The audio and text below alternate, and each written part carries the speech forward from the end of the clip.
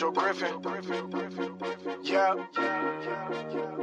Y'all get in here. Y'all get in here. I introduce you to Dr. Joe Griffin, a speaker, consultant, and author's intention is teaching and talking Week to broaden their vision, the 55. things they weren't taught when they brought up as children. Empowerment Zone. I introduce you to Dr. Joe Griffin. It's Dr. Joe Griffin. I introduce you to Dr. Joe Griffin, a speaker, consultant, and author's intention is teaching and talking to broaden their vision, the things they weren't taught when they brought up as children. Reach for the top, regardless of situations, predicaments, or your conditions. He's making history, all of the districts, increasing retention from teachers, 50 to 80%. That ain't all that you hear me. He is the mentor. He paved the way with his dip methodology, really. Dream, be persistent, face fears, seek change, go out and go get it. This what you learning with Dr. Joe Griffin. With Dr. Joe Griffin. Get in here. Yeah. Come on, let's go, let's go. He says recognize trauma, push past the pain. If you got a problem, go look at his frame. Work your perspective and look at it change. Find a goal, set it in critical thing. Manage time, self-awareness. These are the few of the things he's trying to get you to do every day. Do every day. Led 5 schools to increase test scores with his teacher principal collaboration. Things he give to you will have you take you drive to the next level. But first, you need to get some fuel at gas station. Supporting education leaders, creating a culture for kids that'll last for ages. Lack of access to quality professional development, that's outrageous. Got his doctorate in education, leadership, research, make changes. Need to put the kids first and raise them. Need to teach them they worth, stop playing. Later on, they gon' run this nation. Dr. Joe with his dissertation taught to those who would fix, make changes. I introduce you to Dr. Joe Griffin, a speaker, consultant, and author's intentions of teaching and talk is to broaden their vision, the things they weren't taught when they brought up as children. Reach for the top, regardless of situations, predicaments, or your conditions. He's making history, all of the districts, increasing retention from teachers, 50 to 80%. They ain't all that you hear me. He is the mentor. He paved the way with his dip methodology, really. Dream, be persistent, face fears, seek change, go out and go get it. This what you learning with Dr. Joe Griffin. With Dr. Joe Griffin. Welcome, welcome, welcome, you all. Great day, leaders. Week 55, Volume 2, number 13. Welcome to the Empowerment Zone. It's a great day, you all. I'm so happy. So happy to be here once again. So happy that you all are here as well. As you start coming in, definitely let us know where you're streaming in from, Definitely like, definitely comment. Definitely participate. We definitely want you here with us today. It's a great day, great day. So thankful you all. It's a lot going on as always, but as always, we got to stay focused. We got to stay resilient. We got to keep ourselves in the fire. And in the fire, we're not trying to get burnt in the fire. We're trying to find a way out of the fire. And that's what it's all about. So you all definitely thank you for coming. Thank you for coming. Great day, you all. Want to give a couple of shout outs before we get started with our professional development for today. As always, you know, we're going to bring you value. We're going to give you some professional as well as personal development that's going to help you out, that's going to continue to push you into those next levels of performance. That's what we all trying to do, right? That's why you're here. That's why you constantly come, so we can feed ourselves so that we can continue to light our fires in what we do. Before we get started, definitely want to recognize all the principals. Happy National Principal Month. I've said it, but I want to continue to say it as well. Throughout the month, there's no substitute for the work that our principals do. So you all, I know I've been in that fire before, so I applaud the work that our leaders, that our principals, that our educators do. But it's Happy National Principals Month. So definitely appreciate the service that principals do or that have done, whether you currently principal or whether you are a former principal. Also, remember it's Domestic Violence Awareness Month.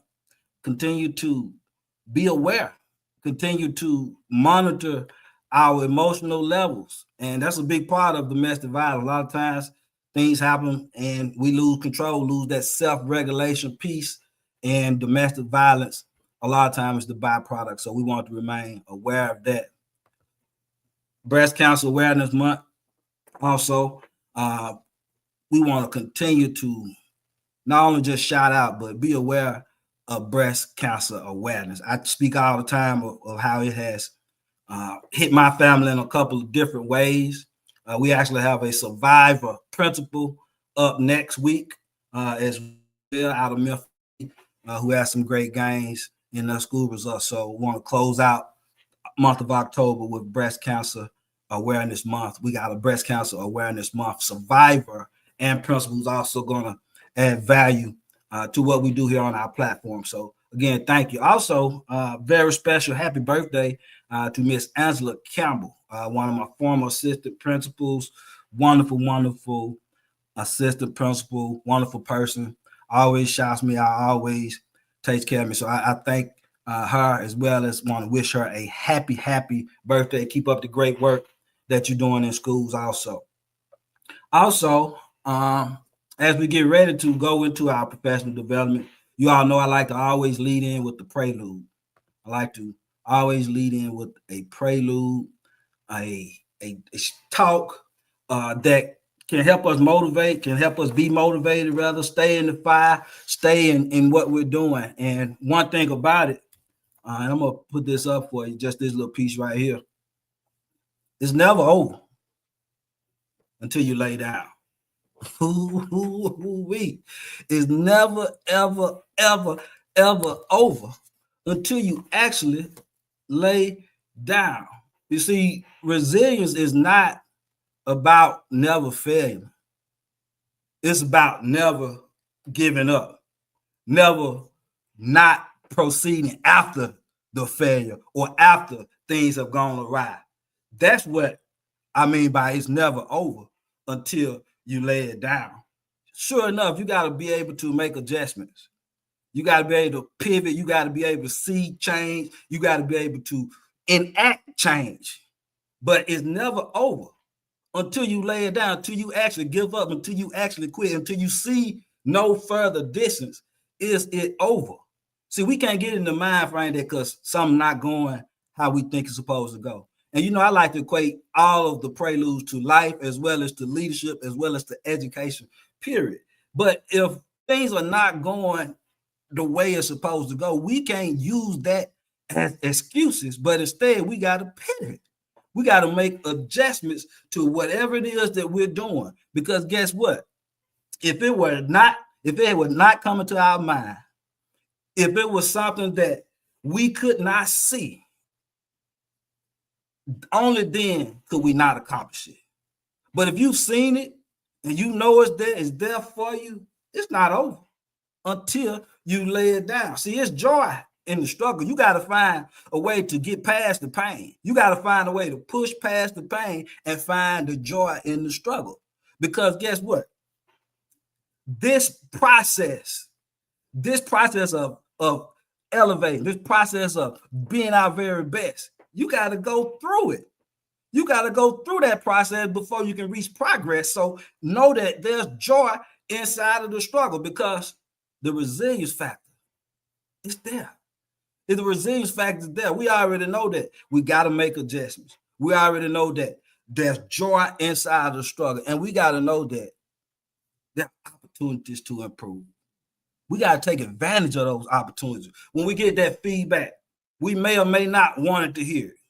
But we know it's something that we need. We know it's something that's going to better us. We know it's something that's going to put us in a different place, in a better space so we can better serve, so that we can better empower and better help other people. Y'all, it's not over.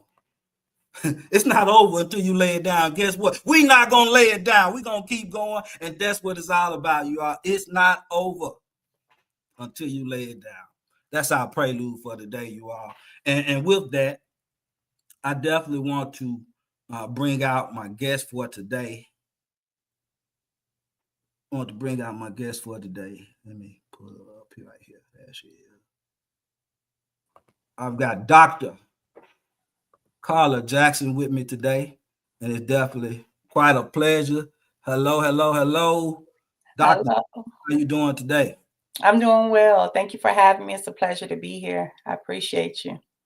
Oh, no problem. I want to definitely, let me pull back up your bio here. You got away from it some kind of way, but I'm pulling it back up right now, and I'm going to read it off.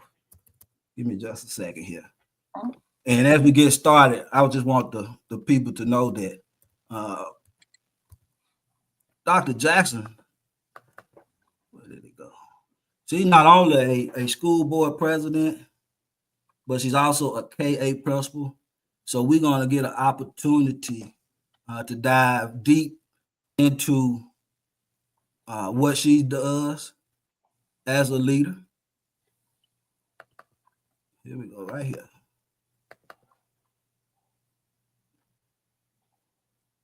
All right. Dr. Carla Jackson is an accomplished educator, visionary leader, and committed public servant whose life work is rooted in advancing educational equity, community empowerment, and faith-driven service.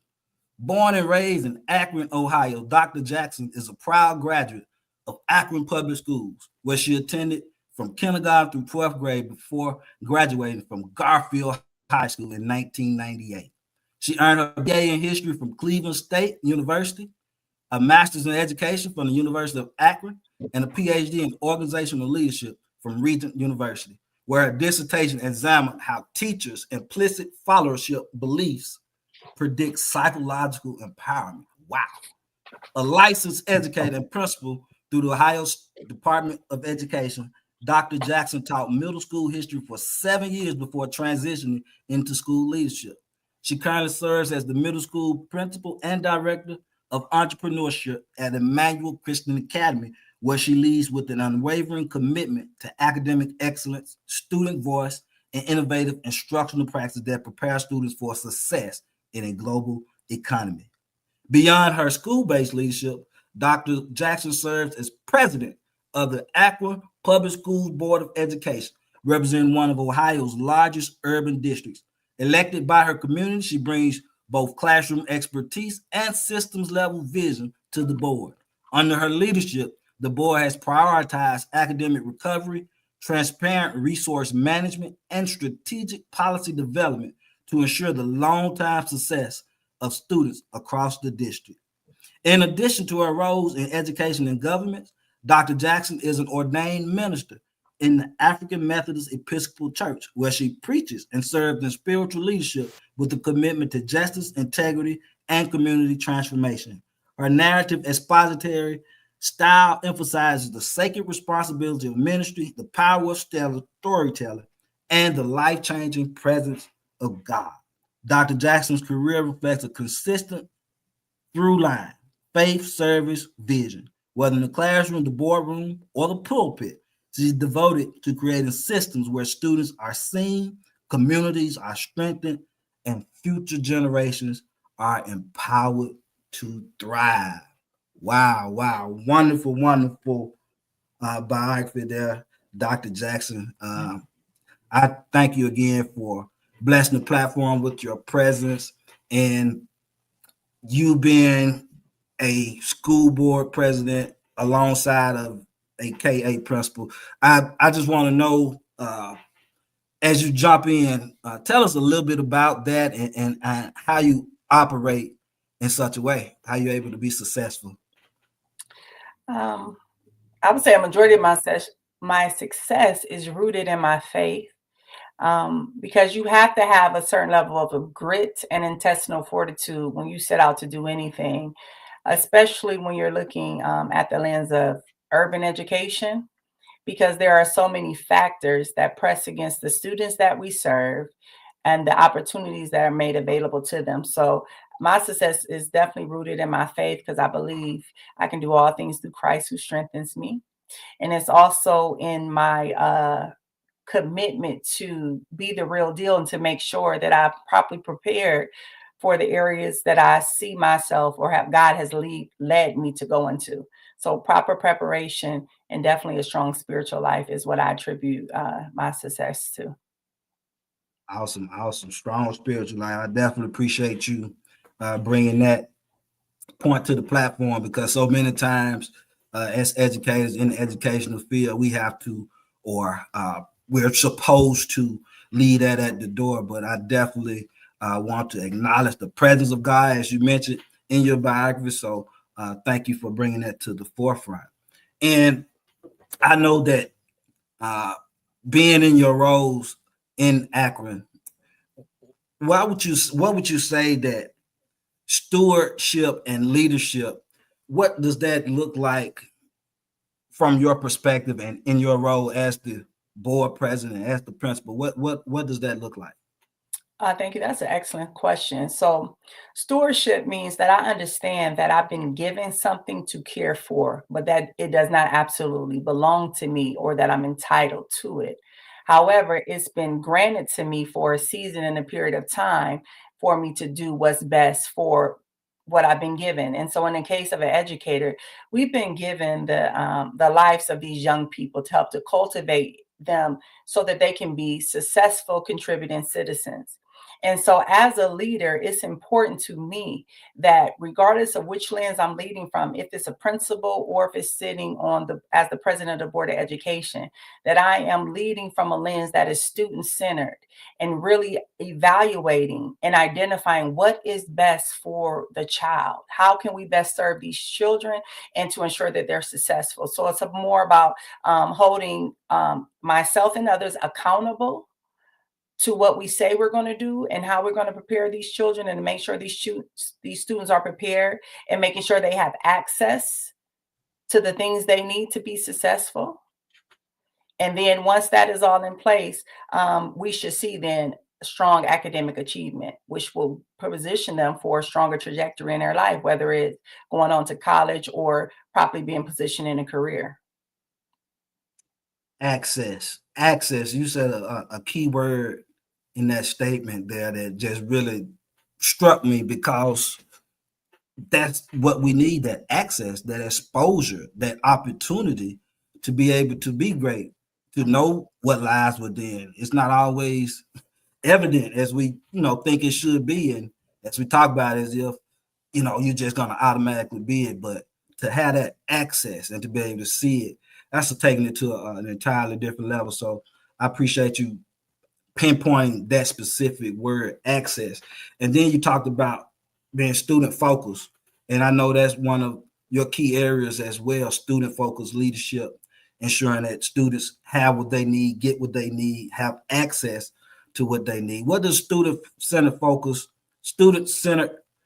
or student-focused leadership look like under the direction of Dr. Jackson?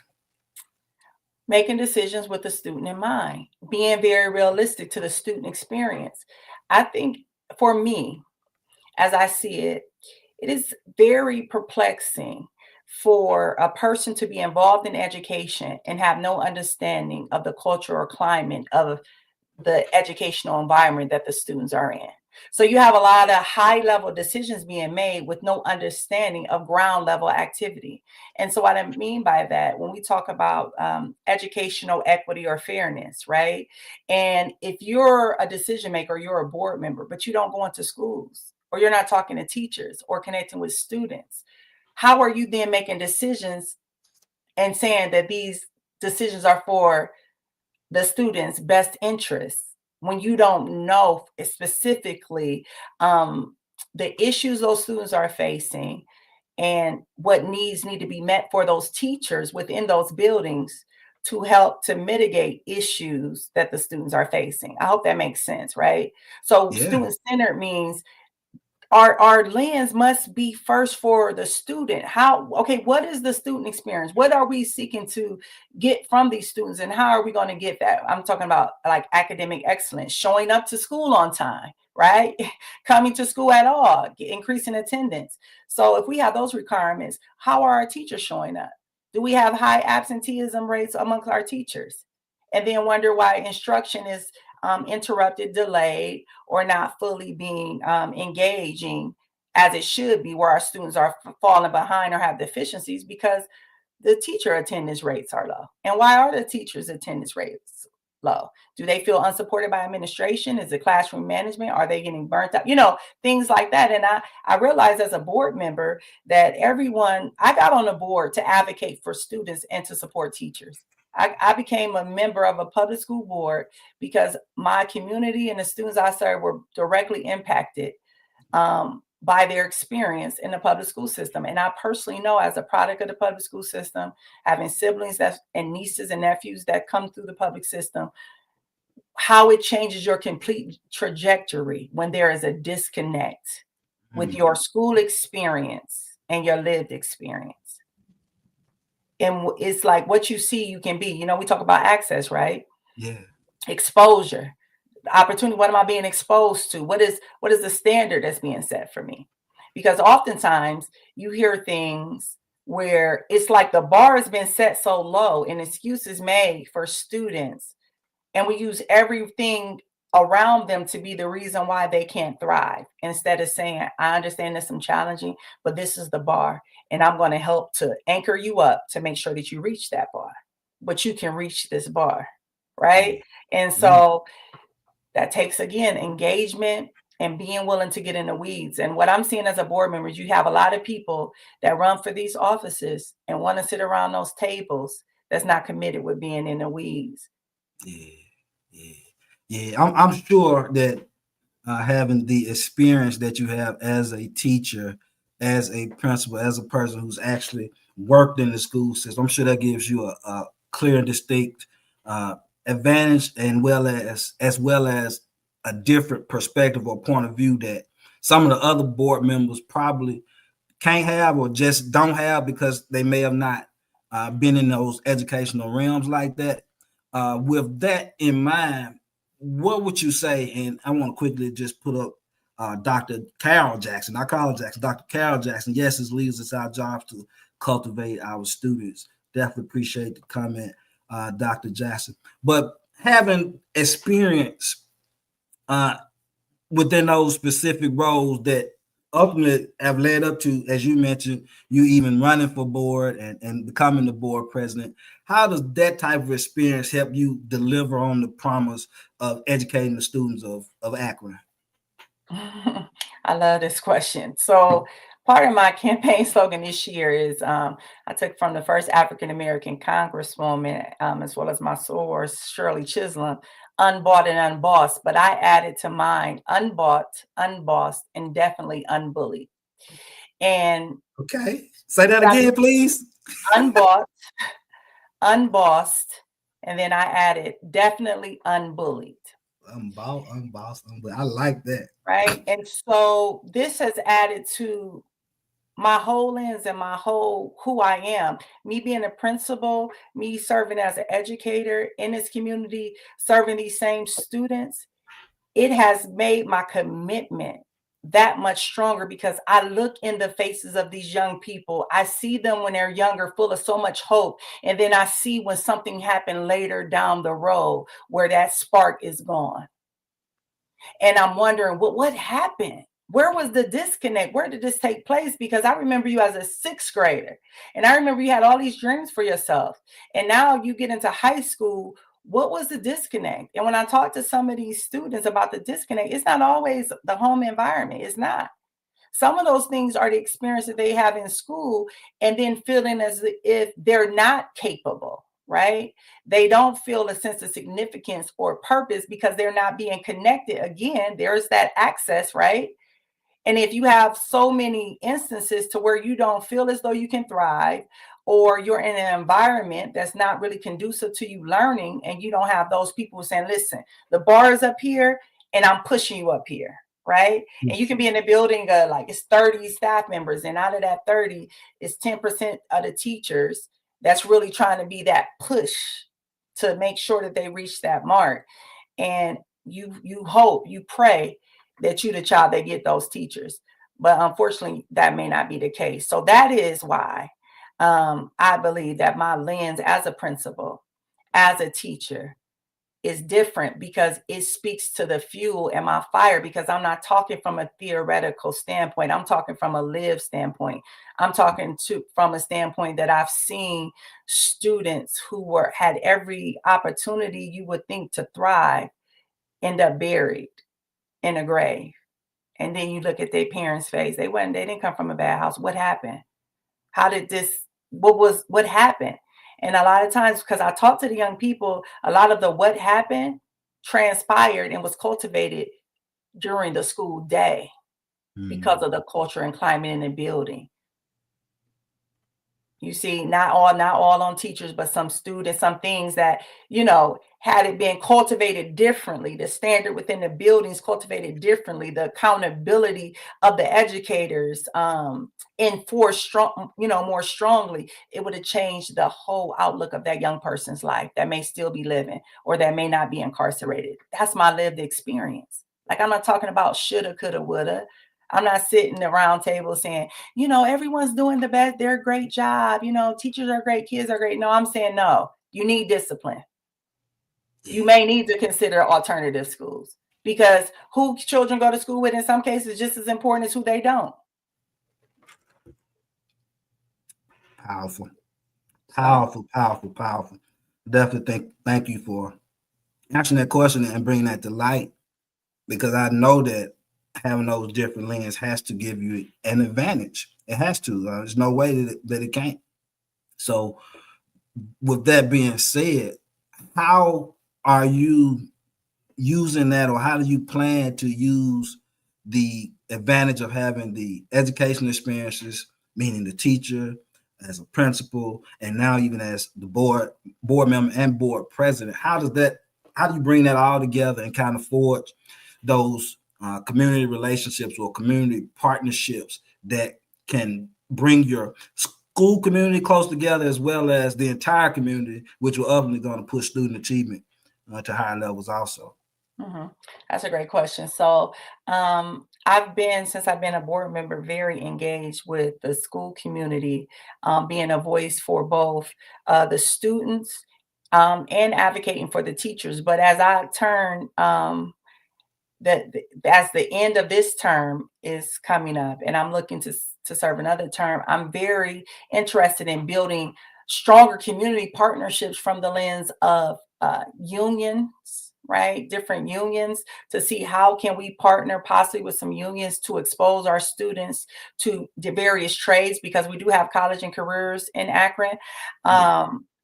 But to expose them in a way where they can build a skill that can feed them and make sense, right? Because if I can build a home, if I properly lay concrete, like we have masonry programs, and I can see, you know, how to scale this up for myself, then I can feed myself, and it's less likely that I'll be enticed to be a bad actor or do something illegal, because I can do something respectable and still make good money. So my understanding of the struggles and what causes students to kind of deviate often into other things is leading me to build those stronger community partnerships and relationships, both corporately and with the unions, that can increase our students' capacity to participate in the trades or in entrepreneurship, right? So I also sit on the board for Nifty Network for Teaching Entrepreneurship in my region.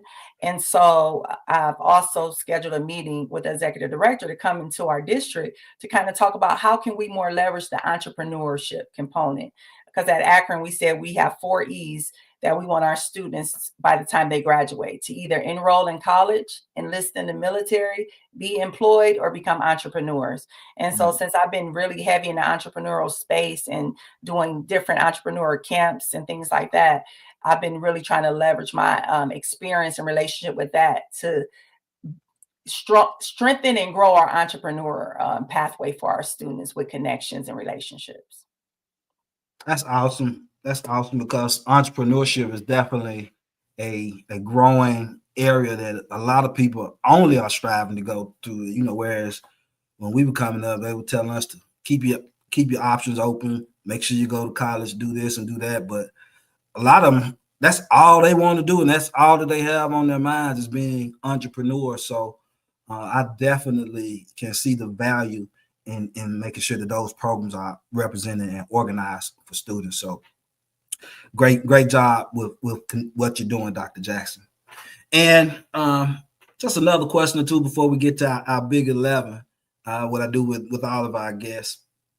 What would you say, not only is I'm not going to say a campaign slogan, but what are you standing on as you move forward with your particular campaign, with your voice, with you being the current board president, with you also being a principal? What are you standing on moving forward in your role? Definitely being a student advocate and a teacher supporter. I'll continue to advocate for what's best for students, with students at the center, and supporting teachers who seek to do the same thing to ensure that they have what they need and that they're backed up in the classroom to be able to also support students to thrive and to be successful in whatever pathway they end up taking, whether that's college or career. Love it, love it, love it, love it, love it. Thank you so much for that. All right, Dr. Jackson. We're going to go to what I call the big 11. And it's 11 quick questions. And with the first one, it's a couple of follow-ups. So make it where you kind of say one thing maybe, and then I'm going to come back with a couple of other questions to make you extend that answer. So here we go, big 11. What's your why, Dr. Jackson? My why is God called me to it. Why? Because he knew I would be faithful to it. Why? Because I'm a product of it. Okay, now that's powerful. She's a product of Akron. Okay. What dream are you chasing? To help my community. I'm chasing a dream that these young people can have hope, and they can see hope realized through knowing that they are significant. Your life has purpose. And it's not the purpose that someone else tells you, which makes you feel defeated or limited. But you were created with a purpose, and you can be great, and it's okay to dream big. Yeah. It's okay to dream big. Definitely. Good evening, Dr. Houston. Definitely appreciate you checking in as well. How are you initiating and investing in yourself, Dr. Jackson? That's a great question, Lord. How am I initially investing in myself? Initiating and investing in yourself. Initiating and investing in myself. So I guess I can be considered a lifelong learner. Because I'm always in some type of professional development or class. You know, I recently finished my PhD, as you stated, in organizational leadership. And shortly after that, I entered into a superintendency program which I'm currently in at Cleveland State University to obtain my superintendency license, simply because I am in education, right? And I have the other licensures, and just to understand at a greater lens, right? The things within my field led me to now I'm getting a superintendent license. So additionally, I spend a lot of time in prayer and just time with God and talking to God. And that's my best investment in myself, I tell you. And that's not just talk. That is really why I'm standing and I'm here, and who I am today is by the grace, mercy, and favor of God. Yes. And this may go into the next question. Actually, how do you push past pain? I trust in God. Okay. That's how I push past it. Like I you gotta feel it, right? Yeah. You gotta feel it. So I don't try to numb myself to it, but so I experience it and I weep. But I know that the latter shall be greater, and that this is just for a moment. And so I cry out to God, who is my strength and and my strong tower. So, and it ain't over, like you said, until I lay down, till there's no more breath in my lungs. I told someone I would never just quit. I would crawl. I would, whimper until the air has left my lungs. I would never quit, because I truly believe Philippians 4:13 that I can do all things through Christ who strengthens me. Yeah. How are you persisting with purpose? How am I what? Persisting with purpose. Persisting with purpose. I love saying this. I just put one foot in front of the other, trusting in the process, because I believe that the word of God is true, that he will never leave nor forsake me. And if I put my focus on Christ, then it doesn't matter how deep the waters look, because if I'm looking on him, I can't sink. Yeah. I walk on it. So that's how, no matter what, if I keep my eyes on him and don't look to the left or to the right, then I can walk, no matter how deep the waters, I'll be able to walk on it and I will not sink. And I stand on that. And I trust that the promises of God are true in my life. And so, and it's not just like some old fairy tale, like I've lived this. I've lived this and I've seen the goodness of God. Like, you know, people talk some things and it's like, I believe, I believe in God. No, I know God. No. So I've seen the goodness of God in the land of the living. And I believe I will continue to see the goodness of God. So anyway, I don't want to kind of belabor on that, but that's my whole foundation. My whole foundation is Christ-centered. All right. And that's what drives me. And that's what keeps me. And that's what strengthens me regardless of what comes. Yeah. What's your biggest concern for students and educators? Hopelessness. What instructional practice lights your fire? I would say observing differentiated strategies in the classroom, showing that a teacher is meeting every need within the classroom. So project-based learning, visual, like engaging all learners. Okay. All right. How do you want students and teachers to feel? Empowered. Okay, definitely. One word or phrase or mantra that you're living by this year. One word or phrase. God is. God is. Beautiful. Well, wow. That definitely that completes the big 11. Thank you for that.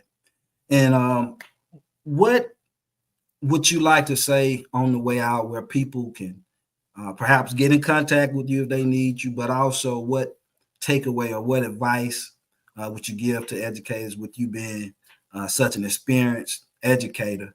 I'm sure that someone's out there needs to hear a word from you. Okay, first I would encourage them to say, do not get weary in well-doing. Do not get weary, especially if you've been called for a time like this, and don't get distracted about what's around you. Be who you know you're called to be, because what your students see, they can be. So if you strive and you operate in excellence, then that's what will become a part of their journey, is excellence. So stay encouraged. Don't get weary, no matter what it looks like around you, because sometimes you have to just look at yourself in the mirror and say, it's not what it looks like, because I was created for this. It's not what it looks like, and encourage yourself. That's what I would tell them, to be encouraged. Definitely, that is awesome advice. And I just want to thank you for taking time out of your busy campaigning and principling schedule to come out and feed the platform, to feed the Empowerment Zone, to talk with us on today. So I thank you for your time on that. And I'm going to close us out, and then I'll speak with you before we actually get done. Thank you so much, Dr. Jackson. No problem. Thank you so much for having me. And you all, as we get ready to close out, I definitely just want to continue to urge you. Just remember, as we talked about earlier, and as Dr. Jackson just mentioned as well, it's not over until you lay down. You wouldn't be in a position to be tested if it were not for you to conquer the test. And that's whatever you're going through, whether it's in your school lives, whether it's in your home, whether it's in your community. You wouldn't even be in a position to be tested if it were not for you to conquer. And you have to believe and be resilient, keep struggling, keep striving, keep pushing. And what's for you is for you. And with that, I want to ask you, just continue to lead, learn, love with your heart. Continue to seek wisdom so that you can find your true purpose, and continue to be courageous so that you can drown out all fear, and we can be who we need to be in our educational spaces and in our places. Otherwise, to all, the best night.